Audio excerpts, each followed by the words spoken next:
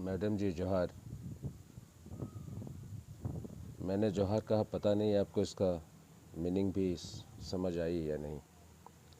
अपने आप को झारखंडी तो कहते हैं। चलिए, और खोरठा, कुड़माली, संथाली हो, खड़िया, मुंडारी, ये भाषाएं और क्या क्या, ये जो आपकी बात में है, ऐसा लग रहा है कि ये भाषा नहीं है। ये आज भी लोग ये जंगली बच गए हैं, और आप हैं जो हमारी आका हैं। झारखंडियों पर शासन करने के लिए आप पैदा हुए हैं। तो मैं आपको जानकारी के लिए बता दूं मैडम जी, कहते तो हैं कि आपकी पैदाइश झारखंड की है। झारखंड से आपको बहुत मोहब्बत है, आपकी झारखंड है। आपकी जानकारी के लिए बता दूं कि झारखंड में 9 भाषाएं हैं जिनको आधिकारिक तौर पर मान्यता मिली हुई है। 5 जनजातीय भाषाएं, 4 क्षेत्रीय भाषाएं। और दुर्भाग्य से मैडम जी, इसमें भोजपुरी, अंगिका, मगही जैसी भाषाओं को शामिल नहीं की गई। झारखंडी कहती हैं 3-9 में से जो भाषा आपको पसंद आ जाए आप उसको सीख लीजिए, झारखंडी बन जाइए, स्वागत है आपका। लेकिन आपको ऐसा करना नहीं है, क्योंकि आपको झारखंड की ज़मीन से मोहब्बत है। झारखंड की कोयला चाहिए, झारखंड की लोहा चाहिए, झारखंड की बिजली चाहिए, झारखंड का लकड़ी चाहिए। झारखंड में शासन करना है, झारखंड में मजदूर चाहिए, नौकर चाकर चाहिए।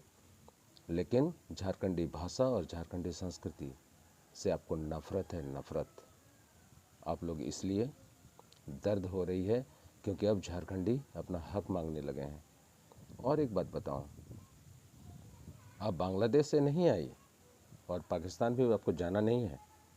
आप रह सकती हैं, इजाज़त है आपको झारखंड में रहने की।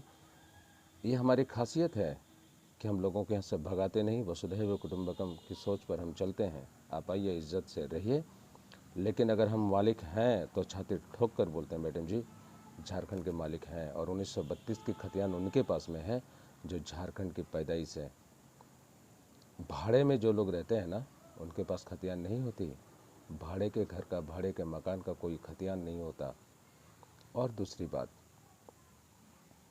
आप जिस दमखम के साथ आप कह रही हैं ना कि अब झारखंड में है, तो आपको कुछ मैं नाम गिनाता हूँ, शायद आपने सुना भी नहीं होगा।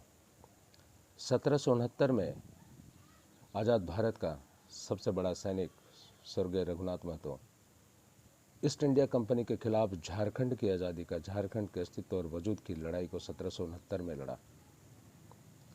बिरसा मुंडा, सिधो कान्हू, चांद भैरव, निर्मल महतो, सुधीर महतो, शहीद शक्तिनाथ महतो, विनोद महतो, और ऐसे कितने न जाने अनगिनत हज़ारों नाम हैं मेरे पास जो मैं गिना सकता हूँ, जिन लोगों ने अपने छाती पर गोली खाई, जेल गए,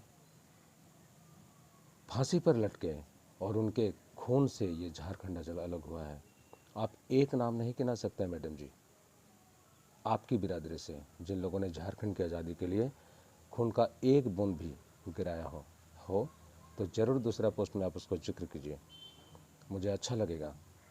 आपको एक बात बताऊं, 1948 में हिंदुस्तान आज़ाद हो गई, 1947 में हिंदुस्तान आज़ाद हो गई। 1 जनवरी 1948 जब पूरा देश नए साल का जश्न बना रहा था, मौज मस्ती कर रहे थे, पिकनिक मना रहे थे, उस समय भी झारखंडी अपने झारखंड की खातिर, अपनी भाषा और संस्कृति की खातिर सरायकेला खरसावां में गोलियां खाई थी, अपने सीने पर हजारों लोग शहीद हुए। आप शायद नहीं जानती है ना, मैं आपको डेट बता रहा हूँ, टाइप कीजिएगा गूगल में, सरायकेला आंदोलन 1948।